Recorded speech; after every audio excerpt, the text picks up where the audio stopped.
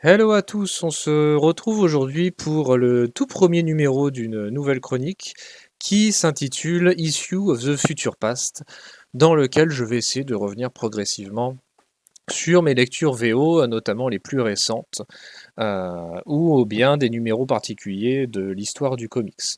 Donc on va essayer de faire ça un petit peu en fonction des lectures auxquelles j'ai accès en VO, puisque les comics en issue, c'est quelque chose d'assez neuf pour moi. Et avec toute la ribambelle de sorties qu'il y a déjà en VF, bah, trouver du temps pour lire de la VO, ça devient de plus en plus compliqué. Mais on va essayer de faire une petite chronique là-dessus de temps en temps. Donc aujourd'hui, on va parler de trois séries complètement différentes. La première avec le numéro 1 de la nouvelle série Spider Society. Ensuite, on parlera d'un nouveau titre du nouvel éditeur qui s'appelle Distillery, nommé Big Burn. Et enfin, on terminera avec les numéros 1 à 5 de la série Ultimate X-Men. Alors, Spider Society, donc on va commencer par ça. Déjà, qu'est-ce que c'est? C'est une série écrite par Alex Segura et Nick Lowe et dessinée par Matt Milla et Scott Godlewski. Alors, ça raconte quoi? En gros, on va essayer de résumer sans spoiler toutes les séries. Imaginez que tous les personnages, toutes les variantes de Spider-Man dans l'univers de Spider-Verse qui avait été initié par Dan Slott sont réunis par Madame Web pour former la Spider Society, afin de contrer un groupe que l'on va appeler la Sinister Squadron, qui elle-même est composée des ennemis des différentes versions de Spider-Man dans le multivers. Ça, c'est pour le speech de base. Est-ce que ça sera une série au long cours ou est-ce que ça sera une mini-série? Pour l'instant, j'ai pas eu le temps de regarder. Je pense plutôt que ça sera une mini-série. En combien d'épisodes, je ne sais pas. En tout cas, pas très long, j'espère, puisque c'est pas terrible. Disons les choses clairement. C'est pas forcément quelque chose d'hyper dynamique, d'hyper attirant. C'est un numéro, mine de rien, où il se passe pas mal de petites choses. Les mauvaises langues diront qu'il se passe plus de choses dans le numéro 1 de Spider Society que dans 5 épisodes d'Ultimate X-Men. Mais bon, ça, on y reviendra après. Mais en tout cas, c'est un numéro qui, je dirais, est adressé notamment à un public assez jeune, même si je pense que des adultes peuvent y trouver leur compte.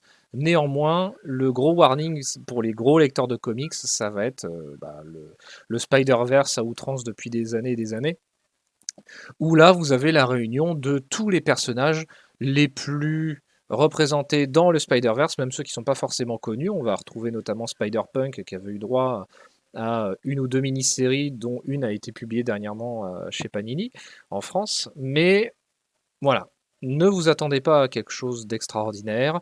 C'est en plus un double épisode, donc il va se passer pas mal de petites choses.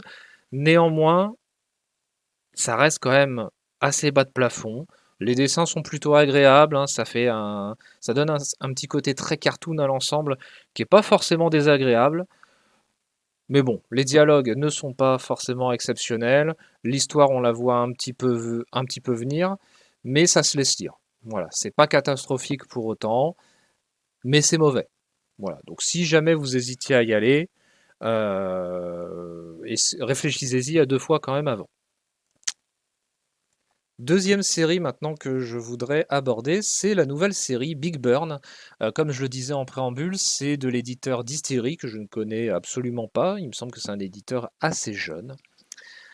C'est un comics particulier, on est sur du format Black Label, donc c'est un format qui est beaucoup plus large, un petit peu plus haut, beaucoup plus large, un peu en forme carrée, hein, ce que vous pouvez avoir notamment sur les Black Label de Urban Comics, avec dernièrement Batman The First Night, qui a l'air excellent d'ailleurs au passage, hein, je vous en reparlerai bientôt. Donc Big Burn, c'est une série écrite par Joe Anderson, et illustré par Lee Garbett et Lee Lowridge. Alors, Big Burn, ça raconte quoi? En gros, ça raconte l'histoire de deux braqueurs, hein, un couple de braqueurs même, Owen et Carly, qui sont un petit peu présentés comme les Bonnie and Clyde du 21e siècle, où on les voit très rapidement se rencontrer, puis vivre ensemble et mener un certain nombre de braquages tout aussi impressionnants les uns que les autres. et toujours avec réussite. Et il se trouve qu'un jour, comme tout bon criminel qui se respecte, ils se font arrêter. Et là, alors va se mettre en place une intrigue que je n'attendais pas forcément, un côté un petit peu mystique et très surprenant, où vous allez avoir Lucifer, hein, le diable en personne, qui va arriver, les voir et leur proposer un marché. Ce marché est le suivant: en échange de leur liberté, ils doivent lui accorder leurs âmes. Vous doutez bien du choix qu'ils vont faire, sinon il n'y aurait pas de série. Ils vont accorder leurs âmes et ils vont se rendre compte très rapidement qu'ils ne ressentent plus rien, ils n'ont plus d'émotions, ils ne peuvent plus vivre ensemble, donc ils vont se séparer, ils sont vides, littéralement. On le voit d'ailleurs très bien au sens graphique, hein. Et ils vont se rendre compte, notamment Owen lors d'une entrevue avec Lucifer, que leurs âmes sont stockées dans un espace particulier qui ressemble beaucoup plus à un casino qu'à un enfer. Et qui dit casino dit argent ou gros butin. Et qui dit gros butin, étant donné qu'on parle de deux braqueurs, qu'est-ce qui va se passer? Ils vont essayer de organiser un braquage, le braquage des enfers, pour braquer le casino de Lucifer et ainsi récupérer leurs âmes. Comme je disais juste avant, c'est un numéro qui est assez surprenant parce qu'au début, on nous présente une série un petit peu rocambolesque, avec des crimes, des braquages, une relation entre deux personnages, et très rapidement, ce côté un petit peu mystique qui va se mettre en place est justement extrêmement intéressant et va apporter un nouveau souffle à la série dès le premier épisode. Comme pour Spider Society, je ne sais pas combien de temps ça va durer. Sûrement, ça sera une mini-série en quelques épisodes. Néanmoins, c'est vachement frais, ça donne très envie de lire la suite. Et j'essaierai de vous en parler dès que je le peux. On va terminer avec le gros morceau de l'émission qui concerne Ultimate X-Men et ses 5 premiers numéros, donc les 5 premiers issues sortis.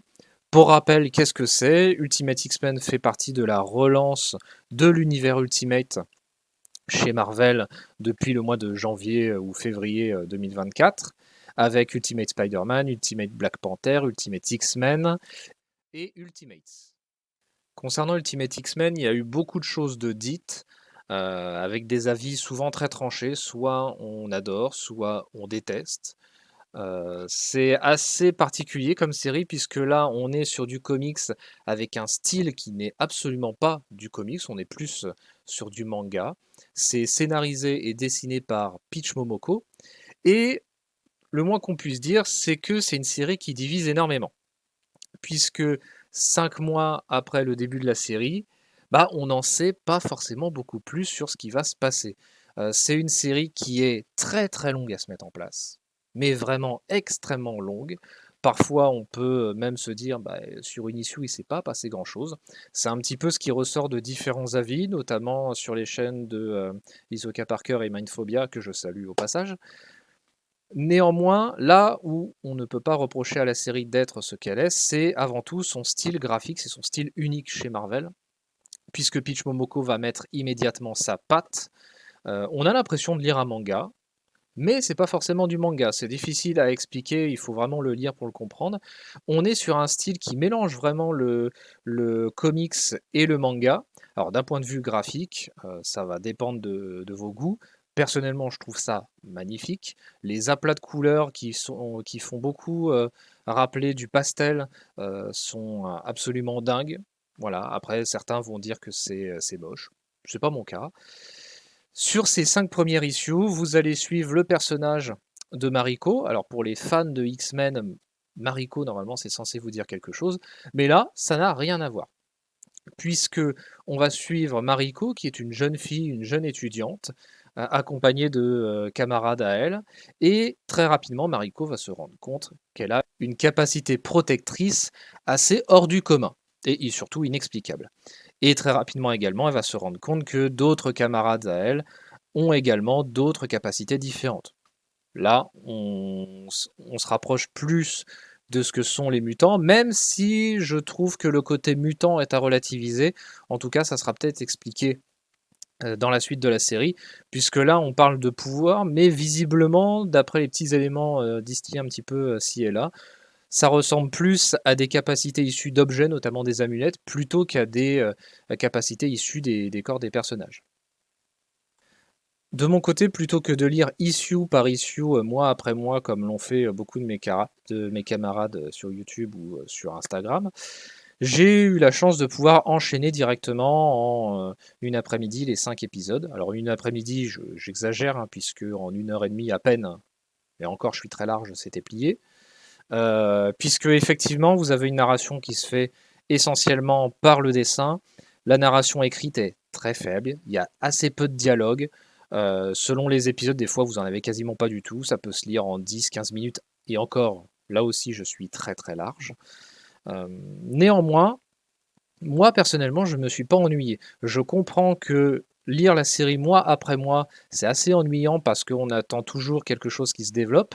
Néanmoins, c'est une série qui gagne à être publiée en recueil, que ce soit en TPB ou en France. Je sais que ça sera publié avec un souple Marvel, l'équivalent de Marvel Comics, mais pour l'univers Ultimate.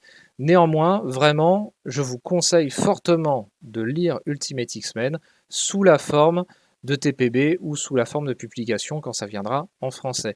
Ne les lisez pas issue par issue, sauf si vous êtes déjà passionné et que ça vous intéresse vraiment.